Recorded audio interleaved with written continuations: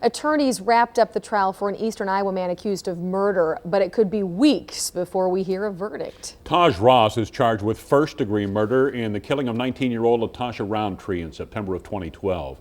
Today, the judge listened to closing arguments in the case. CBS 2 News reporter Jason Hackett is live at the Linn County Courthouse with tonight's top story. Jason? Good afternoon, Scott and Tiffany. This morning provided an opportunity for the attorneys to make their final appeal to the court. Now, keep in mind, this is a bench trial. There is no jury, so it'll all come down to the judge. Now, Ross faces 4 charges. They include first-degree murder and intimidation with a dangerous weapon. It's already been previously established in the case that there were threats made to the party Latasha was set to attend on September 22, 2012. The prosecution argues that Ross purposely fired the weapon at the car carrying Latasha that September night. The defense, meanwhile, argues that Tajh thought the car appeared to be suspicious as it was rolling by.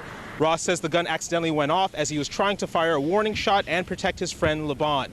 Both sides did their best to convince the judge. Among other things, was out to prove something that night, whether it be his manhood, whether it be he knew how to fight, whether it be he was the one that could handle the gun, he was the one that wanted to shoot.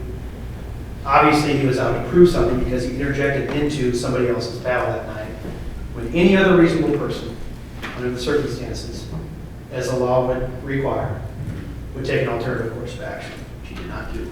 So Mr. Ross reasonably believed that he was in harm's way, and because he didn't want to shoot anybody, his actions were, let me scare them at least, to preserve myself, to preserve his buddy Levi who was following him.